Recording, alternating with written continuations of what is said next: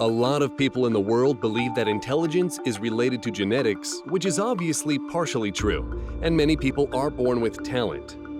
However, what people don't put mind into is a quote from Cristiano Ronaldo. Who doesn't know him? Ronaldo is a football genius, an entrepreneur, a billionaire who had no inheritance from his father or family and used to wipe streets in his childhood. That hard work defeats talent. Dreams are not what you see in your sleep, but dreams are that don't let you sleep.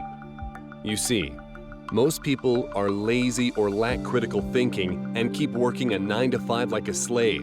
And what further diverts their attention from real-world issues is the entertainment industry of the social media. Most people on Earth can build a fortune for themselves and their loved ones, but because they are raised in a very particular way in a system which is designed to create more workers by the ruling elites, they grow up to be an average human being themselves, working for others with minimum wages.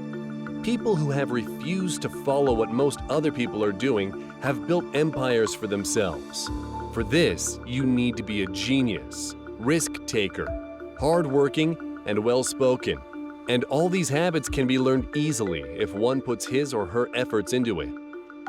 One such example can be taken from Laszlo Polgar, an educational psychologist. Laszlo went through hundreds of biographies of people regarded as genius, amazing in history, from Einstein to Isaac Newton to Pelé. He concluded that all of them had one thing in common, which was all these were exposed to an intensive specialization in a particular subject or field. Based on this analysis, he made a theory that success is based 99% on hard work for anyone. He put forward his theory to local government, who laughed at him and made fun of him and told him to get a therapy. Fast forward, he was blessed with 3 daughters, Susan, Sophia, and Judith, respectively, and he decided to test his theory on his daughters. He initially chose math to specialize for his first daughter, but Susan showed signs of interest in chess, and so he decided to specialize her in chess. His father started training her in chess when she was only 4. After less than 6 months of chess lessons, Laszlo took Susan to Budapest's chess club. Susan won every game that night and was paired by adult chess players. She then took part in a local chess competition where most were twice her age, and she won the competition. While this was happening, Laszlo's wife gave birth to their second daughter, as many people could say it's just mere luck that Susan is good in chess. And maybe she is one of the gifted ones. Laszlo had already decided what he would choose for his second daughter, Sophia, to specialize in: chess. Yes, and he decided the same for his third daughter, Judith, the youngest of the Polgar sisters, who was born after a year and 9 months after Sophia. Many people also criticized Laszlo of taking away the childhood of the 3 sisters. However, in an interview in 2012, Judith, the youngest, said, "Me and my sisters were raised in a very special environment where learning started as a game." Coming back to the story, Laszlo started giving chess lessons to all the 3 sisters and waited patiently if his theory would work, as he needed to succeed if he wanted his theory to be taken seriously by the world. In 1984, Susan became the highest-ranked female player in the world, and she was still only 15. She qualified for the World Men's Championship for chess in 1986 and became a chess grandmaster in 1991 at the age of 22. While Susan was doing great in her chess career, Sophia was also doing well. Sophia won the Sack of Rome tournament in Italy in 1989, which included 5 chess grandmasters, which was why the tournament was given this nickname. Her chess score in the tournament was estimated at 2,879. A player having a score of 2,200 is considered very good in chess. While Susan and Sophia were both doing great at an early age, Judith started slow in chess and was also considered to have the least talent among the 3 sisters. However, Judith had one thing different from her 2 other sisters: pure determination and hard work. Though Judith was considered the least talented, she put the most time and effort into it and became the youngest player to ever rank in the top 100 at the age of just 12 years old.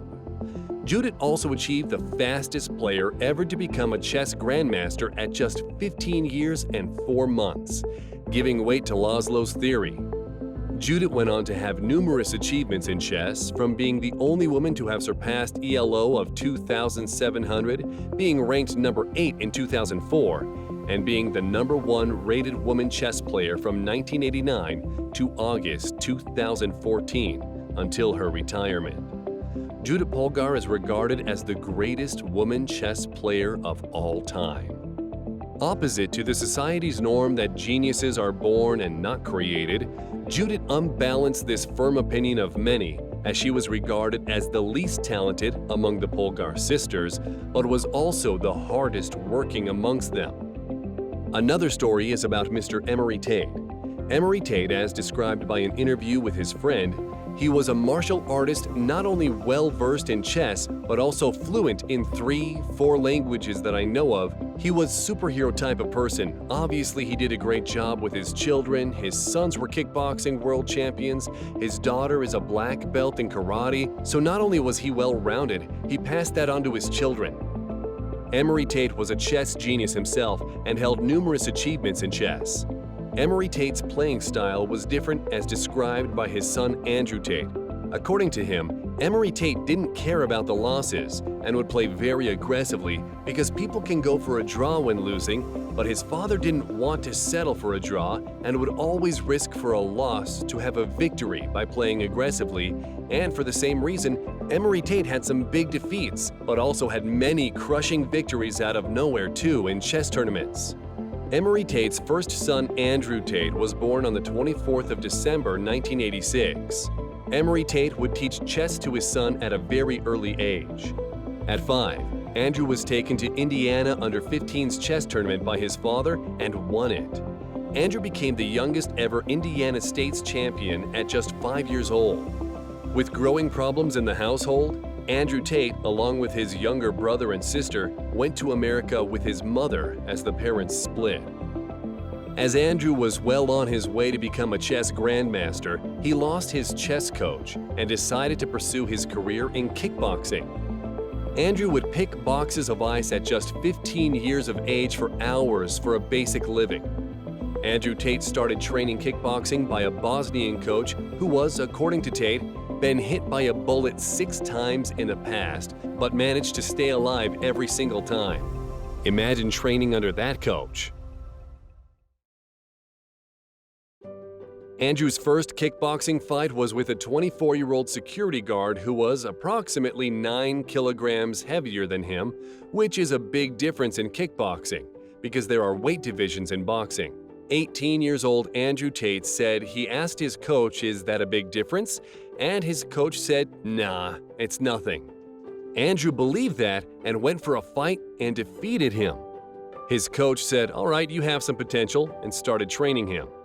Andrew Tate became a 4-time kickboxing world champion, and at his peak time was making $100,000 a fight, and a career record of 76 wins, 7 losses. He was nicknamed King Cobra in the ring. His fighting style was very aggressive, just as his father used to play chess, meaning the mindset was passed on to him by his father. Andrew Tate built some important connections through the sport and decided to retire early from the sport at 28 years old.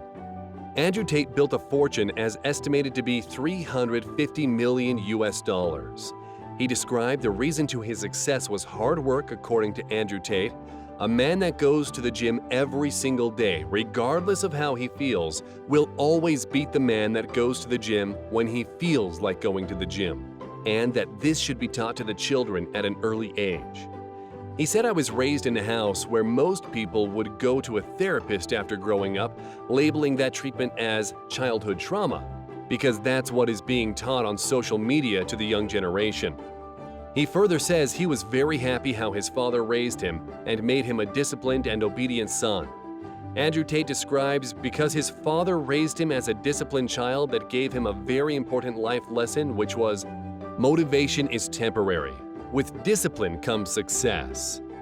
According to Tate, children shouldn't be abused, but can be hit softly if they do a big mistake, And the Western rule of giving children power over parents, that they can call the police even if they get hit for good reason to make them disciplined, interferes greatly with child growth. Changing the system of social growth can make a lot of geniuses. Society, parents, and everyone need to create an environment with the potential of acceptance and motivation.